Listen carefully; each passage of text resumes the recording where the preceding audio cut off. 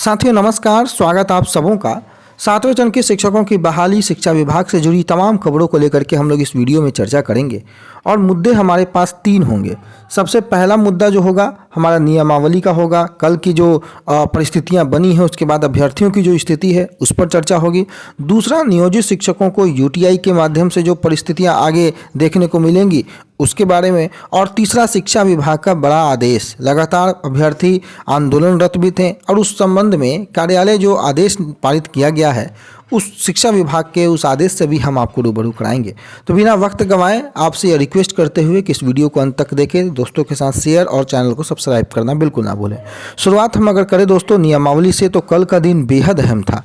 नीतीश कुमार ने स्वयं इस बात को लेकर के समीक्षा बैठक कहिए या कैबिनेट की बैठक बजट सत्र के दौरान ही करने की सोची। 7 तारीख को ये बैठक थी, उसको 6 तारीख में परिवर्तित किया गया और तमाम जो परिस्थितियां नियमावली के संदर्भ में थे वो क्लियर थीं। नियमावली आने वाली थी। तमाम बड़े बड़े मीडिया जगत ने भी इस बात की पुष्टि की थी।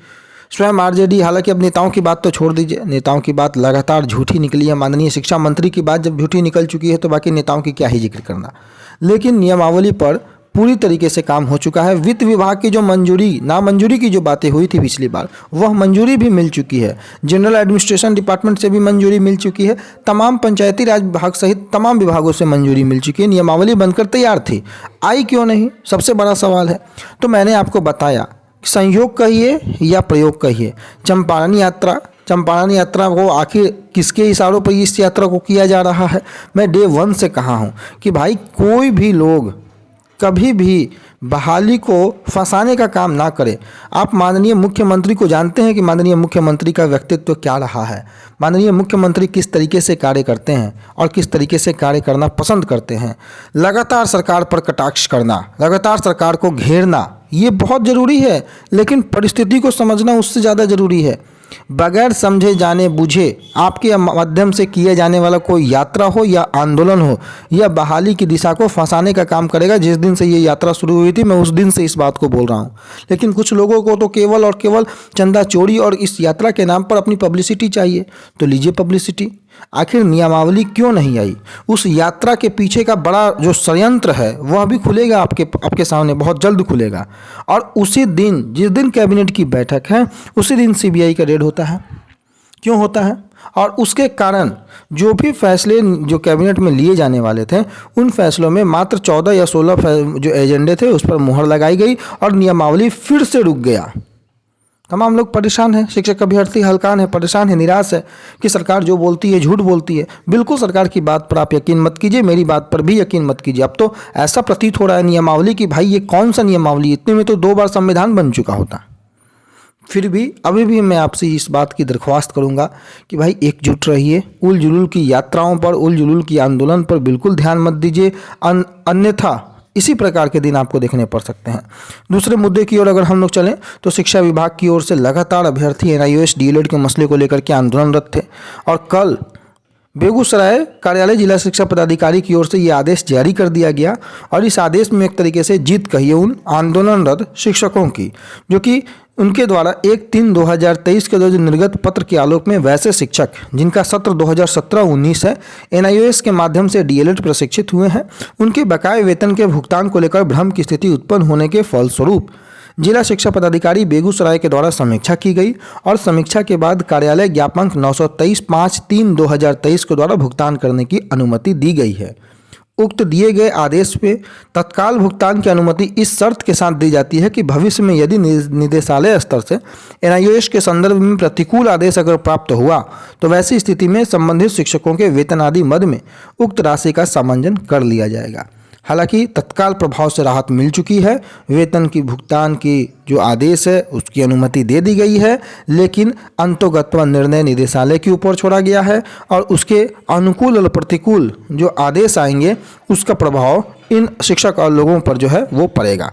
दूसरी ओर अगर हम चलें तो आप देख सकते हैं जो कल एक बड़ा पत्र जारी हुआ था और महालेखाकार बिहार पटना की को ये पत्र जारी हुआ है जो शाहजहां उप सचिव हैं शिक्षा विभाग के। अब ये क्या किए हैं, ये पत्र क्या जारी हुआ है, ये देखिए। राज्य के जो प्राथमिक विद्यालय हैं, माध्यमिक विद्यालय हैं, मध्य विद्यालय हैं, उनमें जो नियोजित शिक्षक हैं उनके लिए यूटीआई के द्वारा प्रारंभ की गई UTI retirement benefit pension fund scheme के तहत राज्य सरकार द्वारा जो दी जाने वाली प्रथम अनुपूरक आगणन है उनमें कुल उपबंधित राशि 77,43,97,000 रुपये की स्वीकृति दे दी गई है।